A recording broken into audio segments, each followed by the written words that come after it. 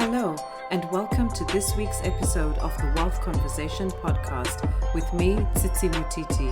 I guide high-achieving women on their journey to build lasting wealth so they can prepare for an abundant future in every area of their life. I hope that today's episode will help you to transform your relationship with money so you can make the choices that will enable you to create the opportunities and lasting wealth that you desire. Let's get straight into this week's episode. Hey there, it's good to have you back with us. So I know you've been listening to this podcast every single week and that you've been taking in the wealth of knowledge from all the guests that have been on the podcast so far. But a lot of you have told me that you haven't taken any action, mainly because you're not sure where to start. And I get it, because I've been there before. The good news is that I can definitely help you get clear on the 3 steps that you can take straight away to create the solid foundation that you desire.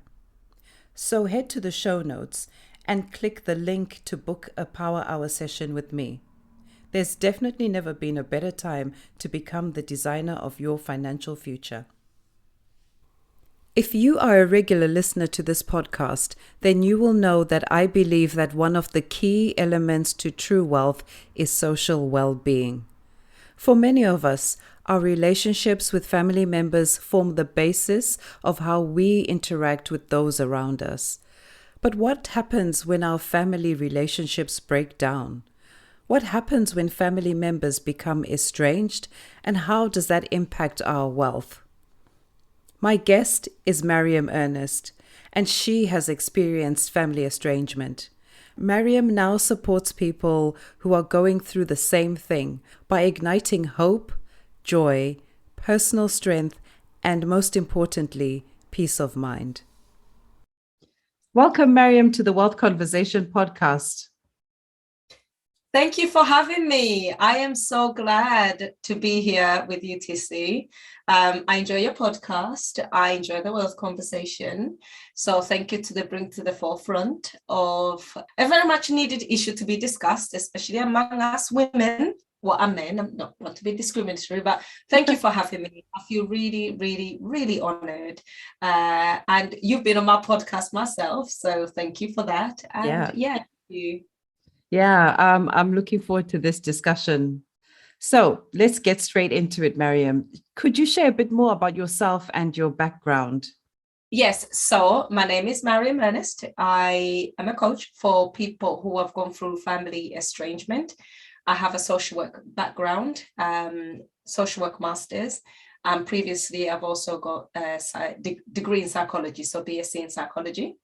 After going through family estrangement myself, I started looking at it from a very scientific point of view of analyzing the circumstance in a situation. And I realized some of the things that I implemented that allowed me to make sense of what I've gone through and come out on the other side. I realized I came up with a system that I can actually use to help others in a process, because often when I read, when I'm online, I start seeing online people who have gone through estrangement, they're suffering very, very much. And they're still stuck in a point of 10 years ago, 5 years ago. And I was like, I've gone through something similar, but somehow I can understand where they are and I can get that. I literally get it. But something that I did differently that allowed me to jump from that space to another space. But I still had to walk through the woods to get there. So I guess what I do is work with people to get them through the woods to the place where, yes, you've gone through this. Yes, it's life-changing. Yes, it changes you as a person. But you can also come out on the other side where you're not so much oppressed by the circumstances, or you're not so much weighed down by it, but it's more of a situation where you can learn how to live with what you've gone through. Like any other trauma, when you think about it, I basically get you from a place where when you think about the circumstances, you don't have the same emotional toxicity that went with it when you first went through it. Wow, that's fantastic. And I thought it was important to bring you on to talk about family estrangement, because one of the cornerstones for me when it comes to wealth is social well-being. And that includes family and friends, etc. But it's all very well of thinking about family life as being perfect, but we all know that it's not. And we have to navigate all sorts of things, including our family relationships as well in life, all at the same time. So could you share with us what family estrangement actually is? Yeah, so family estrangement is the loss of an existing relationship with family members to the extent that there's no communication. Sometimes it could be for a prolonged period of time, and then there's some form of reconciliation, and sometimes it is forever. When we're talking about these relations, we're essentially speaking about mom, dad, grandparents, siblings, right?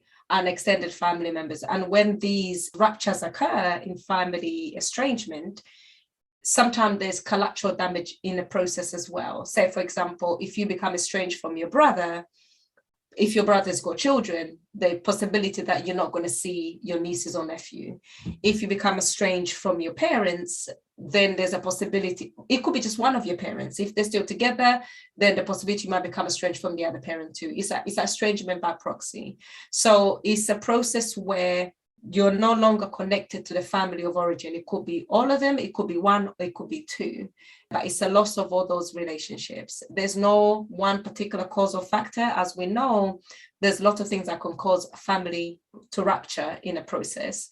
So there's no one singular thing that causes family estrangement, but there's multiple factors. Sometimes it can have happened as a result of one singular incident, or sometimes it can occur as a result of compounding stresses over the years, and a person reached to a breaking point. Sometimes people walk away from you, another time you walk away from them.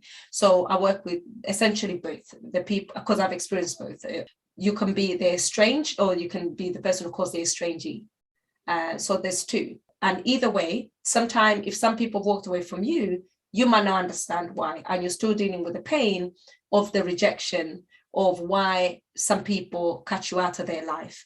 And equally, you could have made the decision to cut certain people out of your life. But at the same time, because you got such an immense bond with them that was there from the beginning, or a picture of that family is meant to look one way, you could be going through emotional pain. It could be felt like you were not heard, you were not listened to, you were bullied, you were victimized. And as a result, to protect yourself, you feel like the need to cut those relationships off for your mental health, but you're still suffering, you're still feeling rejected, as if, why could you just not see me? And equally, you would also be feeling rejected if one day you realize that people in your family have cut you out. So that's essentially what family estrangement is.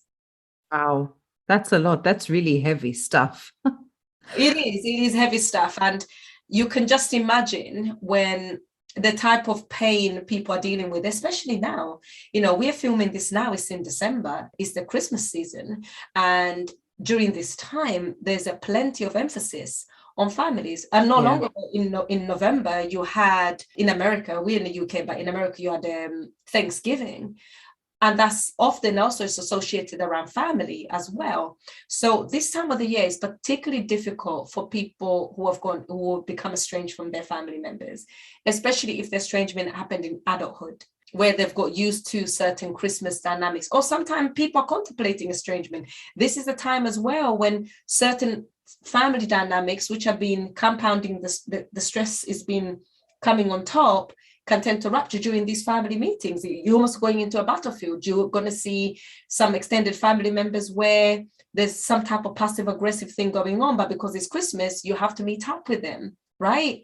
And then that is another potential thing for a rupture if the family is fragile in terms of their communication, in terms of their traumas, right? So this season could be very stressful for people who are coming from very fragile relationship with their families, already on a fragmented stage. Now, I use the term fragmented families and family estrangement interchangeably.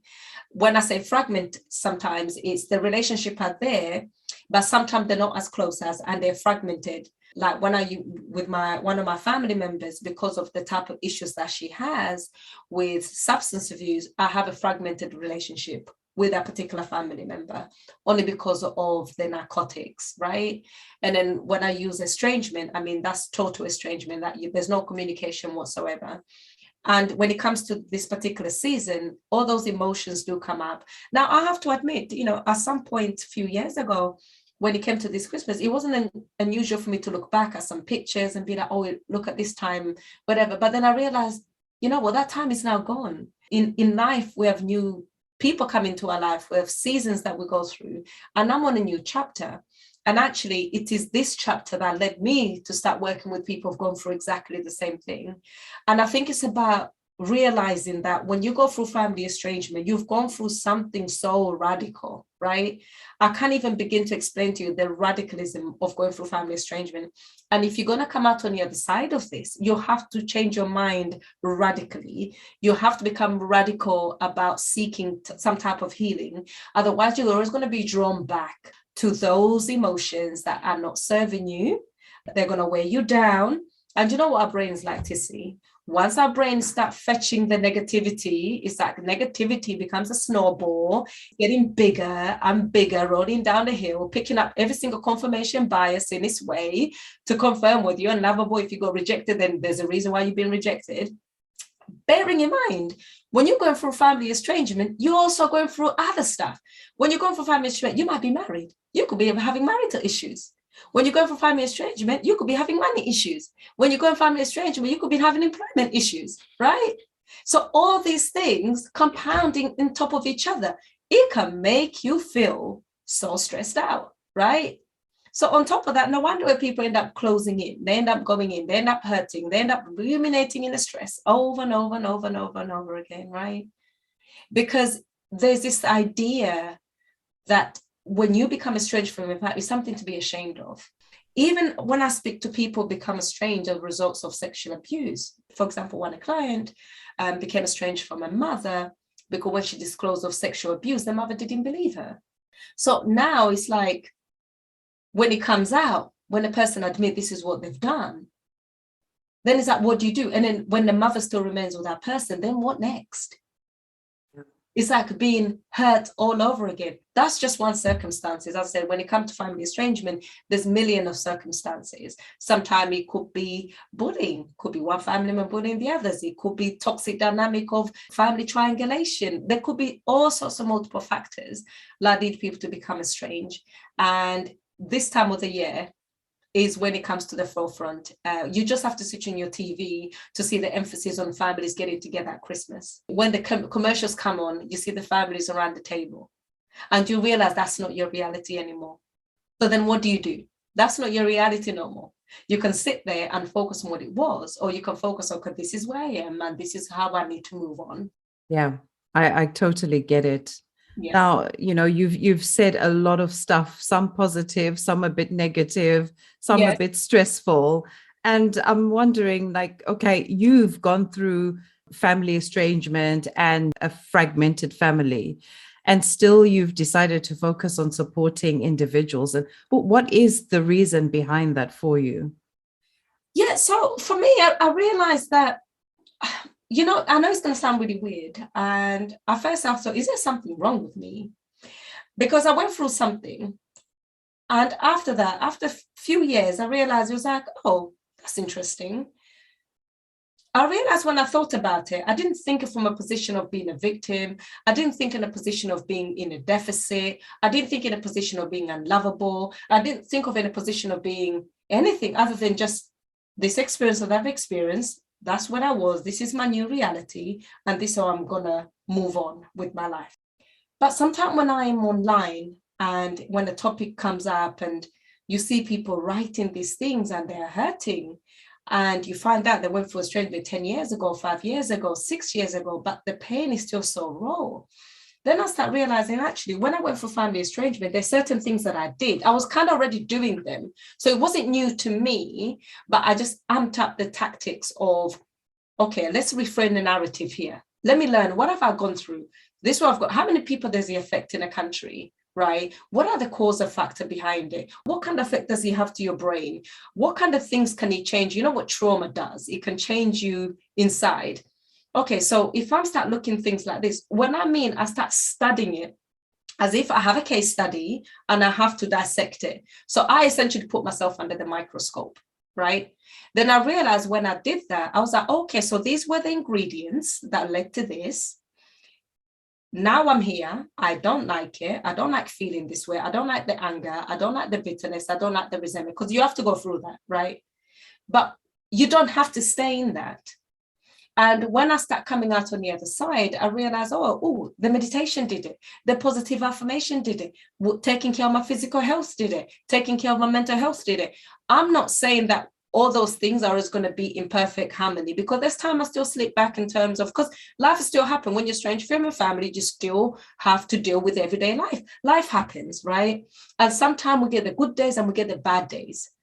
And it was about not linking some of the things that I'm going through with that family estrangement. If I've got problem in my marriage, then if there's an issue in my marriage. If I've got problems with whether it's my entrepreneurship, there's something with that. If it's in my employment, there's something with that. Because often when we get into that negativity, we intertwine everything to get into a big bowl of mess. And then it's really difficult to untangle everything. So for me, the reason I want to be able to help others is because I understand why you feel the way you feel, and I understand where you are. On worst case scenario, it leads to some people to suicide. And I just don't feel like, yes, you've gone through something so traumatic, but you don't have to commit suicide. You don't have to sit there and shut the world out, because another thing that people do is shut everybody out, right?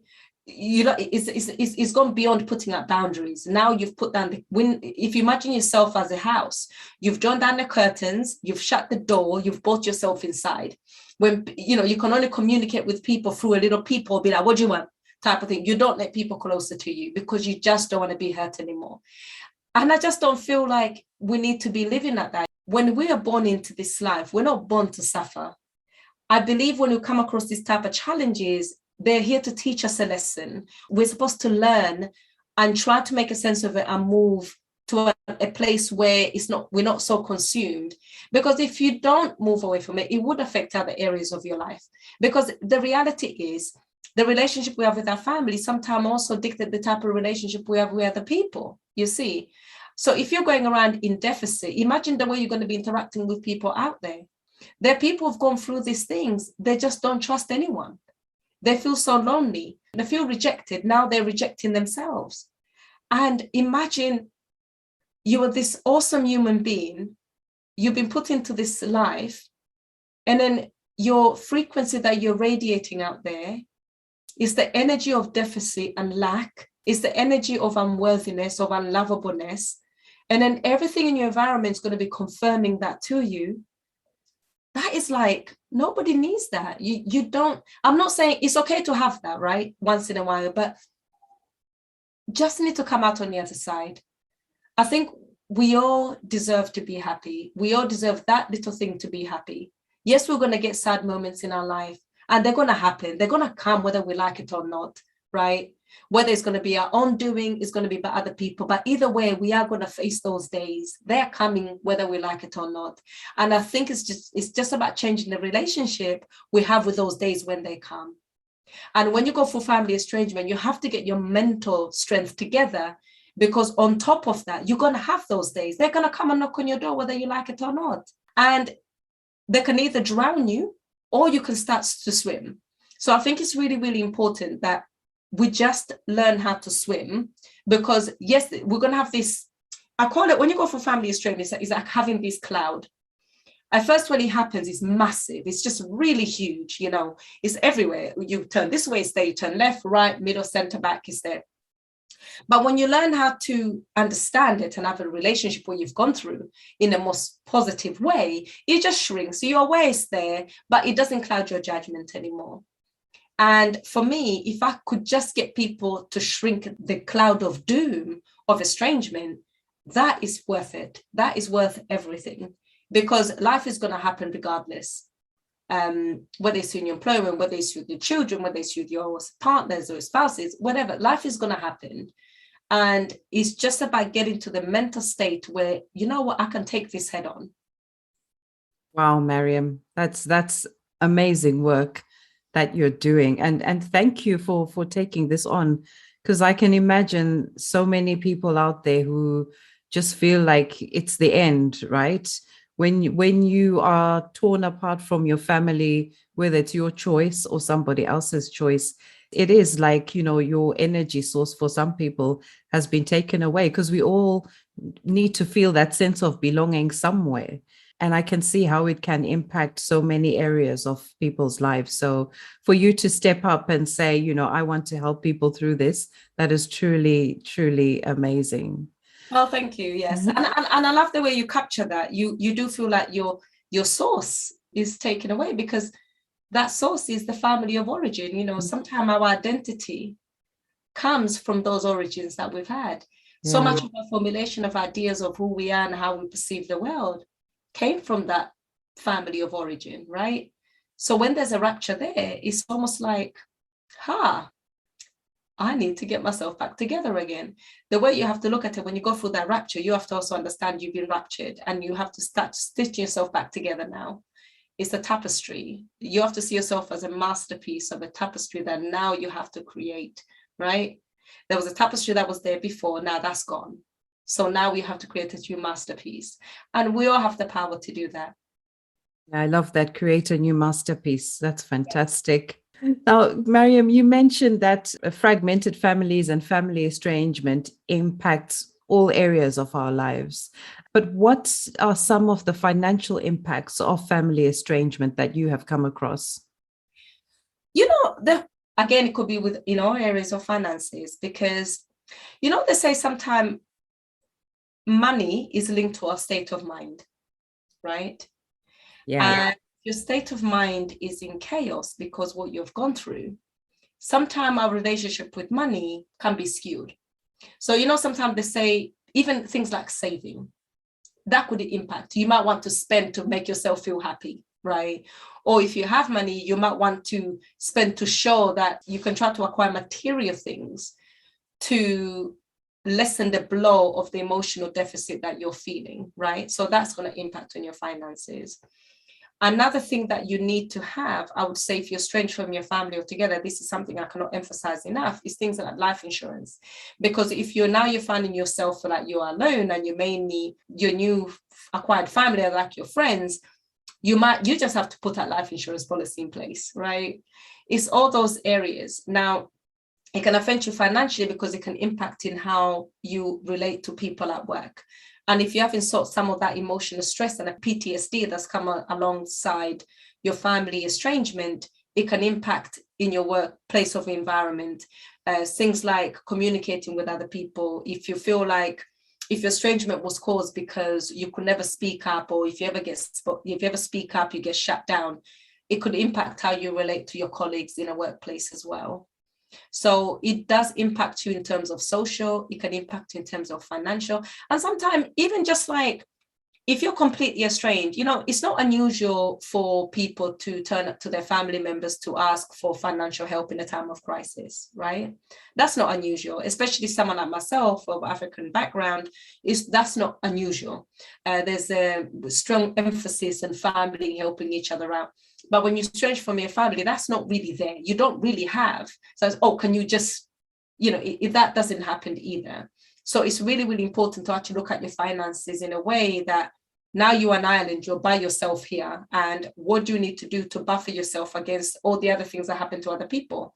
Because financial crisis can happen. Now, if you don't have that safety buffer, I always say that if you lose your home today, who can you turn to? For whatever reason, if you happen to lose your home, I'm pretty sure you've got listeners all over the world. If there's no such thing as governmental help, what are you going to do, right? So I think family estrangement can also be used. I also say when you go for family estrangement, also use the time to do your financial planning, because you don't want to find yourself in a situation where you're completely isolated and then you lose your 2-3 pay slips away from homelessness and you got nothing to back you up on. Right. So if you understand, say if you got cut off by your mom and dad and you're hoping there was some type of inheritance that you're going to get to maybe towards your children, that's not going to be there now. Right. They might choose to cut you and your children out. So if there's not going to be anything like inheritance for the family, what are you going to do to make sure you leave something for your children so the new generation doesn't have to start again? Right. What are you going to do? For example, if you die suddenly today, What are you going to do for the family? So if you got young children, you got a husband, how are they going to cover your funeral costs? It's all these things you have to think about, right? And also even like a difficult conversations in terms of, I remember my husband asking me, he said, "Ma'am, you know, well, the one thing is guaranteed that we all going to depart from this world. You know, Yeah. It's one of those things none of us can avoid. Whether you're rich or you're poor, wherever your race, your class, your whatever background you have, the one thing we all know is going to happen to us is that we all going to at some point say goodbye. Yeah, right? it's going to happen at some point. So then you have to write a will, because if you are estranged from your family members and you haven't written a will, what's going to happen? You have to think about all these things. And then even my husband said to me, "So, ma'am, you know, God forbid if something happened to you, would you want this person to come to your funeral?" I was like, that's interesting. And it's this conversation that you're going to have. And I was like, well, I don't think so. No, really. I mean, I haven't seen it for years. Why would they want to come to my funeral? It's these kind of conversations that you have. They're very uncomfortable, but they're needed, because I think sometimes it's one thing saying you're estranged, because when you're estranged, you don't want to leave people in a state of confusion. Write down what it is that you're going through. Communicate with your family members nearby. Don't make it into a taboo, right? Do your wills, set things in place. So once you're gone, you don't leave people to start bickering, causing further fragmentation within the family. Because another thing that can happen, you might have siblings who are estranged from each other, and then now the parents are deceased, and then one of them has a power of attorney. Now that causes big problem, Tissy. Oh, that can cause, when one has a power of attorney and they're estranged from the other, that's World War III right there. I can assure you that. I've seen it happen. It's awful. You throw in where the estate is worth a couple of millions, you literally have grenades on either side and cannons, right? It's literally volatile. It's something that it impacts people across the globe. It's got nothing to do with people who live in this part of the world. I've seen it happen to so many people from different backgrounds. It does. It's very unfortunate. And I think in the end, it boils down to human relations, right? Indeed. Because if we can say, when you go to work, if you're in a place of employment, you can say it's a toxic environment, and you might give your best for 1 or 2, 3 years, but eventually it's like, you know, for the sake of my mental health, let me go somewhere else. I always say whatever happens in a big wide world, it tends to be reflective of what happens in our micro world, which means our nuclear family, right? So what happens out there also happens here. Even you look now, right now, what's causing the biggest problem when the family is not on the same page is even things like the vaccines, Tissy.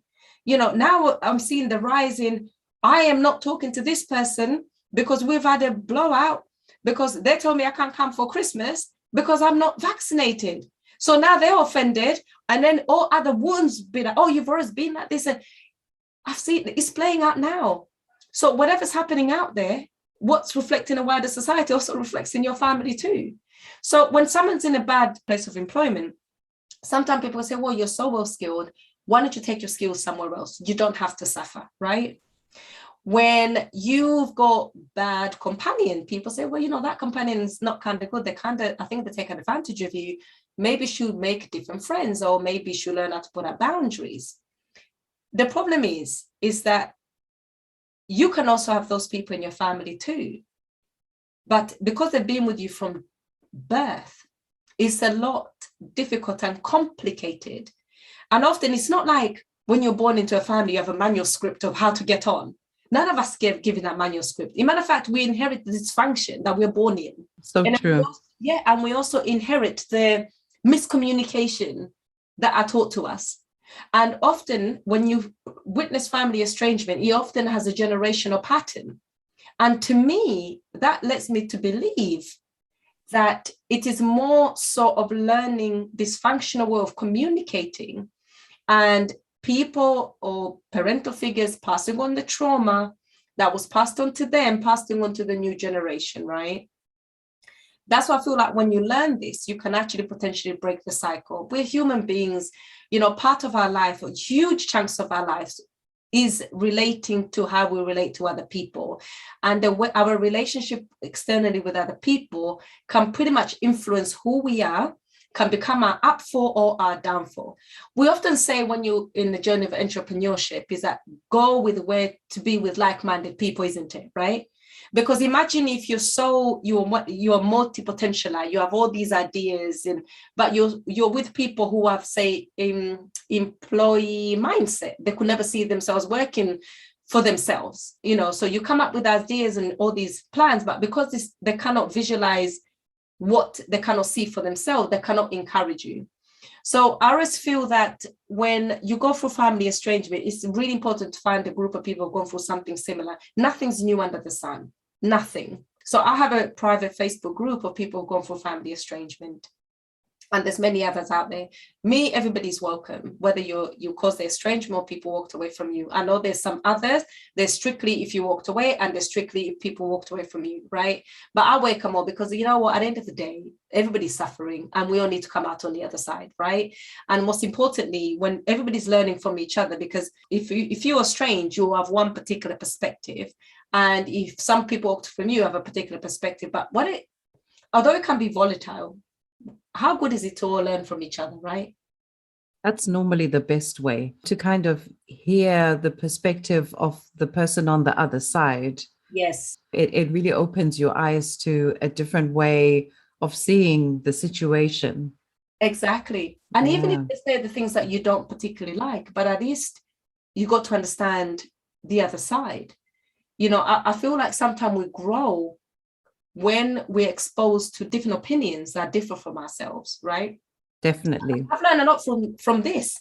I realized that when I went through family estrangement, in my anger stage and angry stage, I was a bit like, I was a little bit prickly, right? I can imagine. Yeah, it's so easy to focus on the negative side of this topic and all the distance between family members, people not seeing each other until they pass away.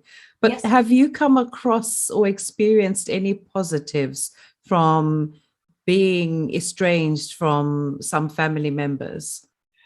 Yeah, I guess for me, it's been many years since I've been involved in some type of, people call it family drama. These kind of drama, they take a lot from you. And actually, I no longer, if someone calls me, I've got, man, so said, I'm not stopping. I don't want to hear it. Because I realize, what you say about me is your business. It's none of my business, right? Especially if you haven't seen each other for years. It's your business. It's nothing to do with me, right? I just don't let that in. And I think it's about learning. Do you know what it takes to hear something about you and just not even respond, not even react? And you just let it go. It's like, oh, okay, whatever. That's you. That's your truth. And that's okay. It takes a lot to get to that place, not to even be bothered by it. It's literally like water off duck's back. And I realized that couldn't have been me 5 years ago. I would have felt the need to try to rectify, like, no, you got this wrong. Until I start realizing actually sometimes people can do these things because they can. And it's that during that energy, you're going around in circles trying to prove innocent for something you didn't do, but everybody knows that.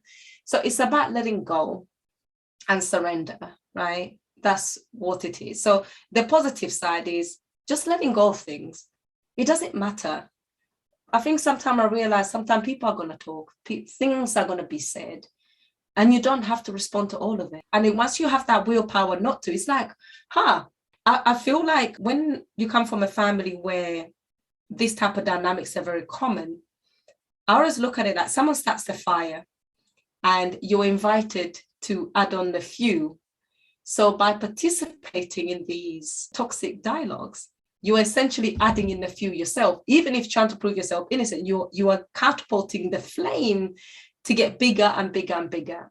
And what an important thing to learn, that I don't have to add flame. Like I just literally don't have, I can just walk away. Yeah, and then the fire gets put out naturally. It fizzles away. I don't even get to see when it gets put out. I don't know when or how. I don't get to hear it. I don't get involved with it. It's none of my business. That is liberation, I tell you. It's amazing. It's like, whoa. I don't lose sleep over it. What you don't know does not hurt you in that way. So. That is so true. That is so true. And I guess you get a lot of your own time, personal time back, because along with the energy that it takes to justify why you did this or defend yourself, that takes time. It takes a lot of time. And, for example, my husband and I are doing a Christmas list, and I realized 10 years ago, my Christmas shopping list, even for gifts, it was so long. And now it's like, oh, that's it. And I know it sounds really bizarre, and I'm not focusing on that, but I just realized that when I did the list before till now, it looks very, very different, right? Obviously, the downside to that is because it's a reminder that you're no longer part of this particular group of people. But at the same time, it's like, oh, again, it's that back to that reminder again, it's Christmas. I'm saying whenever you buy gifts, you have to buy from the heart because you want to know, because you're obliged to. So I don't want to make it seem like, you're saving money on Christmas and that's important. No, I'm just saying that just looking at the list, and the list looks very different now to how it looked like before. And also just, I feel like whenever you're involved in toxic dynamics, it's very taxing on your emotional, mental health, right? And in the end, what we have to nurture our mental health. And if you're in a situation where your mental health is constantly being taxed on because of the dynamics around you, and because you're in a fight or flight all the time, you're not even in a state of thinking clearly. You could be in a space of reactive other than reflective, which doesn't make anything better, right? And I've been there. I can understand. I'm hearing something and I feel like I need to react. I feel like I need to defend. I feel like I need to bring balance. And then when you learn that actually, and you start realizing a pattern that this is just going to keep going round and round in circles. Eventually, you just have to come off the hamster wheel and be like, no. Or the flame, just walk away from the flame. Eventually, it's going to fizzle out, right? Yeah. Just energy. So that's the one positive side of this. And another thing, on a positive side of going through family estrangement, I would say is you can survive. You've gone through this. It didn't kill you. There's definitely a way you can learn to get on with your life every single day, getting up in the morning, getting up every day and just getting on with it. There's going to be days life is going to hit you. It doesn't even have to be about family estrangement, but compounding on top of that. And you have to talk yourself out of bed. You have to talk yourself to exercising. You have to talk yourself to meditating. You have to talk yourself to put on your laptop. You have to talk yourself to engage with people. You have to talk yourself to be social. You literally have to have that conversation with yourself, because everything inside your mind is going to be telling you to shut the door, shut the windows, draw the curtains, pull out blackout blinds, just shut everything out. We're all going to get that moment. And I feel like when you go through family estrangement, use it as a way to cultivate self-love. Because in the end, when you cultivate self-love, you learn how to stand up for yourself, even if it means not necessarily arguing with people. It just means that you can put up boundaries. You can say enough is enough. You can learn how to put yourself in a space where you protect your mental health. Because you know what, without our mental health, we can go on a road of self-destructive behavior if we don't cultivate our mental health needs and issues. I felt like, I think it was back in 2017, I didn't realize, but I think I had a panic attack. And I remember this, I didn't realize it was a panic attack at the time, but my husband said, I think you had a panic attack. And I felt shortness of breath. My heart was just there. And it was just sort of a small incident that drove me over the edge. And I was like, I never want to experience that. And I think that's why I become quite radical in terms of healing, because I never want to experience a panic attack like that. I didn't even recognize it was a panic attack until my husband said, you had a panic attack, right? And from that, I've never had a panic attack ever since.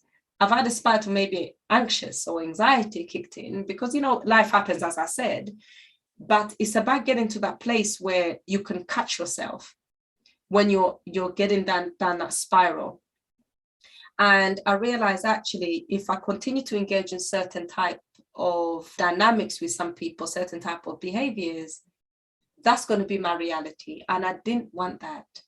So the positive side of going through this is that I was able to recognize the patterns.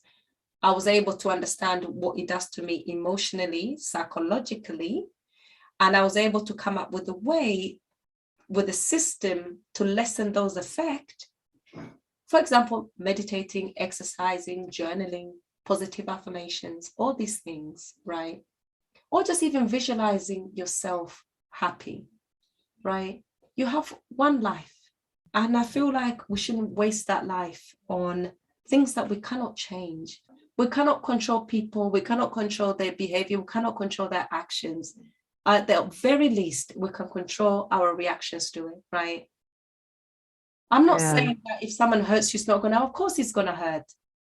But how liberating is it to be able to have a system where you can just be like, you know what, I'm not going to do an eye for an eye. What I am going to do, I'm going to take the bigger high road here. I'm going to do something very different. I'm going to try to end the cycle of this, right? And I think it's part of that cultivating that inner love, not to put yourself in a situations where it's detrimental to your mental health. Yeah, I absolutely love that, Mariam. And the one thing that kept ringing in my mind as you were talking was that self-love. It is all about self-love. I think if you can love yourself and give yourself the opportunity to heal, reflect on what has happened, understand that it's not all you, and that you can come out the other side, and even give yourself that opportunity to get help if you need to, the outcome can be amazing for yourself and even for the family that you are no longer speaking to. Sometimes by us going through that healing process, it helps others to heal as well. Absolutely. I love that you said that, because I feel like when reconciliation is possible is when both parties have had the chance to go through the healing process, right? And so it's so great that you mentioned that, because if one person does the healing and the other person doesn't, if you're trying to reconciliate, you might be drawn back because they haven't done the work. And I think it's when we cultivate that self-love, you learn that you're not perfect yourself. You are going to react. Even if you feel wrong by it, you might make the situation worse just by your reaction to justify the other person will be just, you see what I mean? I told you they're just angry, right? So just work on yourself. At the end of the day, our mental health also sometimes dictates our physical health. Because sometimes when we feel like we're down in a gutter, the last thing we want to do is to get up and exercise. Exactly. Right? Even just to do 10-minute cardio, your body's like, no, I just want to sit here. I want to watch Netflix. I want to scroll on social media. I want to just do anything to escape. But it's all escapism. All of that is part of escape to deal with what's not in front of you. And I'm guilty of that. You know, we've all been there. I don't know if you have to see, but I've certainly been there. I'm scrolling endlessly. Oh, yeah, I've been there. Before this recording, this episode, I was on Facebook just scrolling and thinking, what am I doing? Yes, I'm so guilty of that. But at the same time, we're having a human experience, you know.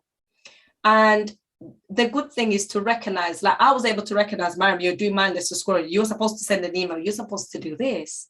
And I'm like, oh, yes. But I think it's having that awareness of it.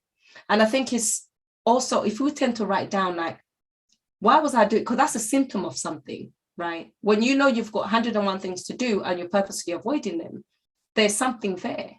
And I think it's about learning how to recognize what's that stumbling block, right?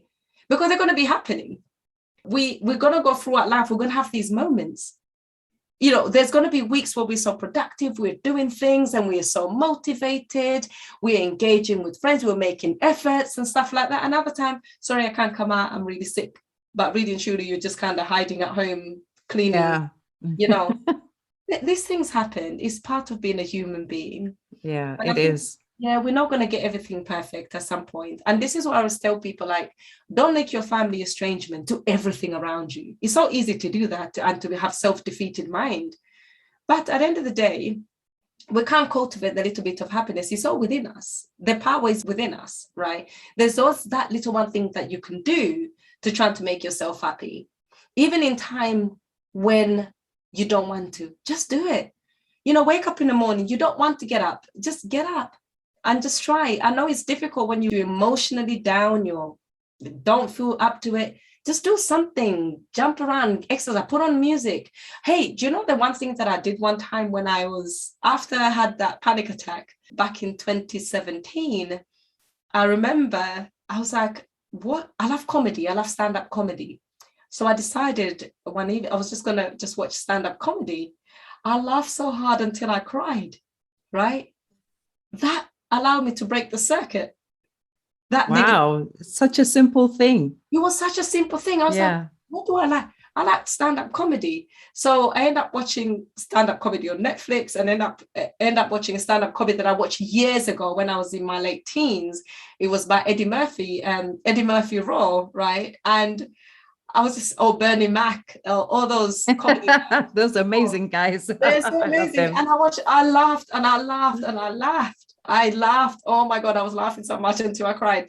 But what I'm just saying is that it's about having techniques to cut down, to break the circle of negativity, right? That negativity is, I always say, you just have to become friends with it because it's going to kick you in at some point. No matter how positive and how well-intentioned you are, there's always going to be people around you. There's always going to be circumstances around you way beyond your control, right? What a way to be like, you know what, I'm prepared for things to happen. I don't want them to happen. I'm praying to God they don't happen to me. But you know what, sometimes things do. And when they do, they're there to teach us a lesson. So I look at it, when something bad happens now, or when the relationship has gone wrong or something, I'm like, oh, what did I learn from this? What was my part to play most importantly? Oh, yeah. What did I do? Like, am I innocent? Have I got bias towards myself? Am I the innocent party here? What did I contribute to the downfall? Or what could I have done differently? If I feel like I've been mistreated by somebody, and then I'll start looking back. Now, Mariam, we could go on, and you have actually raised a lot of other topics that I think are worthy of a discussion. So I'll be sending you an email to book another interview with you. But for now, I just want to say thank you so much for sharing your experience of family estrangement, because I can imagine what it's taken for you to get to a point where you can actually talk about it so freely and then use that experience to help others. So, Mariam, as you know, I believe that to create true wealth, we must all be clear on what wealth means to us in each area of our life. So in a few words, please could you share with us what wealth means to you in terms of your physical, mental, spiritual, social, and financial well-being? Physical. Well, I say our physical body is a vehicle. It's a temple, right? And this temple is going to carry us through this journey of life. How we treat it, how we cultivate, how we nourish it will take us to 50, 60, 70, 80, 90, 100. Okay? And how we look at our physical wealth is about what we put in our bodies and how we nurture it. Sometimes that requires a bit of money, going to the gym, or if you can't go to, you can always go jogging. And in terms of mental health, in terms of what we eat, can be dictated by finances. So if your finances are not in order, you might not always be in a position to buy good quality organic food, right? And if you're not in a position to buy good quality of food that could nourish your mind, we know what we eat can affect our thinking, can affect our mind, can affect our brain. So the two are interlinked together. What we put in our bodies has a direct correlation in our mental health. And if our mental health is affected, it will affect our physical health. So those two are linked. So number one, my idea of wealth on a physical body is to look after the mental and make sure the mental looks after the physical. So spiritual. Now, I would say it's really good to have spiritual awareness. You know why? Because even if you exercise every single day, even if you eat healthy, guess what? Life happens. People happens. Relationship break down, right? You might be looking after yourself either way, but if you might have a wife who cheats on you, you might have a habit that's going to affect your mental health at some point, right? And if you internalize that thinking, well, they must have done it, or your family rejects you, they must have done because I'm unlovable. How good is it to tap into that spiritual world? How is it good to tap into God, whether you're religious or you're not? Believing in bigger, believing there's something higher than you that you can just tap in. For me, I like to get to that space by meditating, right? And I know there's so much abundance around me. Sometimes I don't always feel it, but I know it's there. And I felt it, not all the time during my meditation, but it's the place of my escapism, right? And how good is it just to go and pray, or write down, or be hopeful? Because if you have a spiritual awareness, you also tend to be quite hopeful. You tend to be aware of the pessimism, but you also try to amplify the optimistic side of yourself. Do you see what I mean? I love that. I love that. The social aspect of wealth is that it's good to surround yourself with people who can nurture you and you can nurture them. It should be a reciprocal relationship. I feel like when we're surrounded by people who can do that, even if it's just one or two people, it's better to be surrounded by one or two people who you can tap into, they can tap into you, you can grow together, other than be surrounded by 10 people who every time you are together in terms of social setting, when you come away, you feel like you need to recharge in a very, like you feel like your mental health has been impacted. It's like a whole loaded thing. And I feel like I'm still work in progress on that. And there's been times I do so well in my finances, another time not so well. But then I realized each time I've done better than I did before. I believe in having it in abundance, but I don't believe financial wealth just necessarily comes by having loads of money in the bank. That certainly does help. But I think learning how to make that money in the bank grow, learning how it can help you in the rainy days, all that stuff matters. And I feel like that wealth we can also cultivate in ourselves, but also understanding that when you go through trauma, that is one area that it can potentially impact, and it can impact every area of your life. We live in a society that relies you to have money, so you could never downplay the importance of having monetary financial wealth. But I do believe other areas in our life, if they're not intact, it will definitely directly impact that. But I do believe financial freedom is, to me, I'm able to travel. I could spend time with my children. I love that. I absolutely love that. Now, Mariam, how can anyone listening to this podcast episode get in touch with you? Oh, that's easy. I am on Instagram and the Recovery from Fragmented Families. I do have a private Facebook group, and it's normally on my show notes, or you can just type on Facebook and you kind of answer a couple of questions and I'll let you in.